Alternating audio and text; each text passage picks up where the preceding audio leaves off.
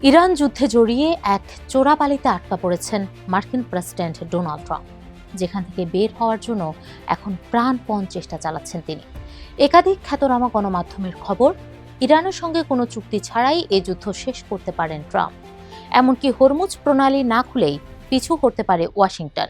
কিন্তু শেষ পর্যন্ত এ পথেই যদি পা বাড়ান ট্রাম্প, তাহলে মধ্যপ্রাচ্যে জ্বালানি সরবরাহে এক নতুন ভারকেন্দ্র তৈরি হবে, যার চাবিকাঠি থাকবে ইরানের হাতে। ফলে তেল গ্যাস রপ্তানি করা আরব দেশগুলোকে সেই জ্বালানি রপ্তানি করতে ধর্ণা দিতে হবে ইরানের কাছে, যা বদলে দিতে পারে অতীতের সব সমীকরণ। অর্থাৎ এই যুদ্ধ শেষ না করে ট্রাম্প যদি রণভঙ্গ দেন, তাহলে উপসাগরীয় দেশগুলোর জন্য এর পরিণতি হবে ভয়াবহ। এতে ইরান ভেঙে পড়ার বদলে উল্টো আরও শক্তিশালী হবে। কিভাবে? চলুন বুঝে আসা যাক টিভিএস এক্সপ্লেনারে। সঙ্গে আছি আমি, বর্ণা দাস।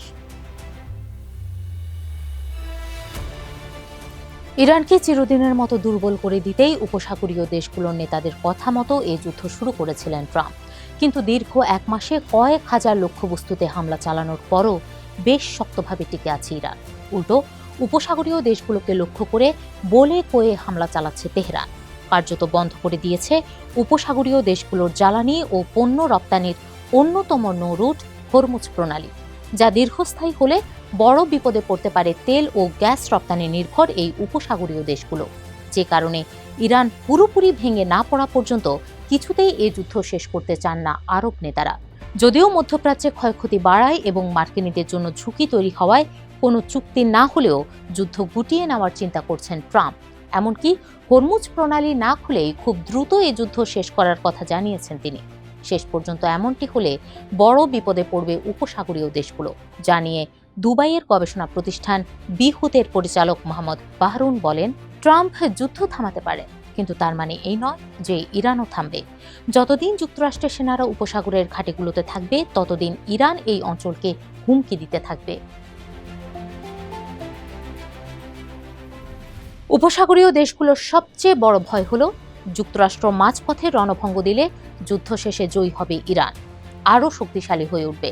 তখন তারা জাহাজ চলাচল, জ্বালানি সরবরাহ ও আঞ্চলিক স্থিতিশীলতা নিয়ন্ত্রণ করবে, আর উপসাগরীয় দেশগুলোকে এর অর্থনৈতিক ও কৌশলগত খরচ বহন করতে হবে। জানিয়ে বাহরুন বলেন, এই অঞ্চলে জাহাজ চলাচলের স্বাধীনতা কমে যাওয়া উদ্বেগের।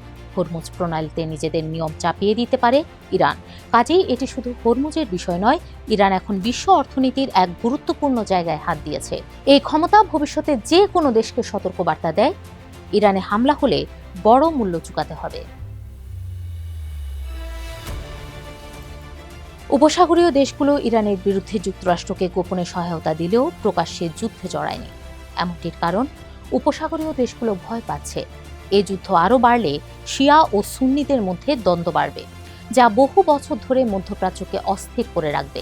এছাড়াও তখন ইরানের সরাসরি হামলার সম্মুখীন হতে হবে তাদের, যা তাদের পক্ষে সামাল দেওয়া কঠিন। এদিকে রাজনৈতিক বিশ্লেষকদের ভাষ্য, যুক্তরাষ্ট্র ও ইসরায়েল ইরানের প্রতিক্রিয়া সম্পর্কে ভুল হিসাব করেছিল।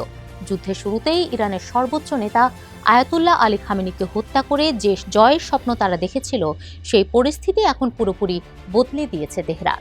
প্রতিশোধ নিতে মরিয়া হয়ে উঠেছে। যা নিয়ে মধ্যপ্রাচ্য বিশেষজ্ঞ ফাওয়াজ কার্গেস বলেন, ট্রাম্প ও নেতানিয়াহু এই সংঘাতকে ভূরাজনৈতিক সংঘাত থেকে ধর্মীয় ও সভ্যতার সংঘাতে পরিণত করেছেন। তারা খামেনিকে শহীদে পরিণত করেছেন। যুক্তরাষ্ট্র ও ইসরায়েল ইরানে হামলা চালানোর আগে দেশটির ইসলামী শাসন ব্যবস্থা নিয়ে অনেকেরই বিরূপ মনোভাব ছিল, কিন্তু খামেনিকে হত্যা করার পর সেই দৃশ্যপট এখন পাল্টে গেছে। দেশটির ওপর নির্বিচারে চালানো হামলা, এমনকি শিশুদের স্কুলে বোমা হামলা যুক্তরাষ্ট্রের ওপর ইরানিদের ক্ষোভ বাড়িয়েছে। ইরানের পাল্টা পদক্ষেপকে টিকে থাকার লড়াই হিসেবে দেখছে ইরানিরা। জানিয়ে বিশ্লেষকদের ভাষ্য, শীর্ষ নেতাদের সরালে ইরান ভেঙে পড়বে। যুক্তরাষ্ট্র ও ইসরায়েলের এই হিসেব ছিল ভুল।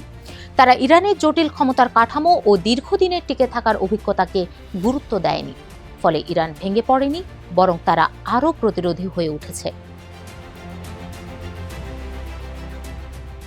বিশেষজ্ঞদের মতে, যুক্তরাষ্ট্র ও ইসরায়েল ইরানের শক্তি সম্পর্কে জানলেও তারা ইরানের সহনশীলতাকে অবমূল্যায়ন করেছে। তাদের ধারণা ছিল আকাশপথে আধিপত্য বিস্তার করে ইরানের মিসাইল ঘাঁটি ও কমান্ড সেন্টার ধ্বংস করে দিয়ে সহজেই জয় তুলে নেবে।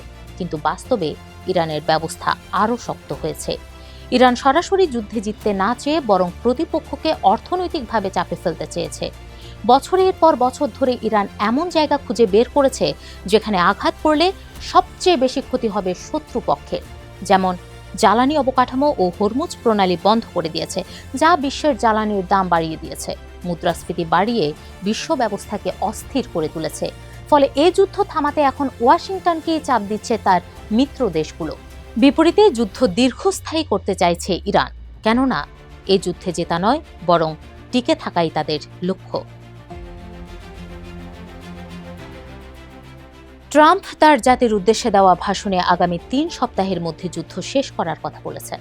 কিন্তু শেষ পর্যন্ত যদি কোনো চুক্তি ছাড়াই এই যুদ্ধ শেষ হয়, তাহলে চরম ঝুঁকির মুখে পড়বে উপসাগরীয় দেশগুলো।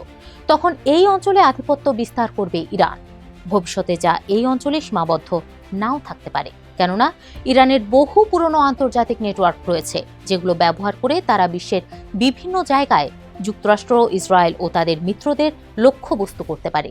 যা নিয়ে সন্ত্রাসবাদ বিশেষজ্ঞ ম্যাগনাস রানস্ট্রপ বলেন, এখনো ক্ষমতা দেখানো শুরুই করেনি ইরান।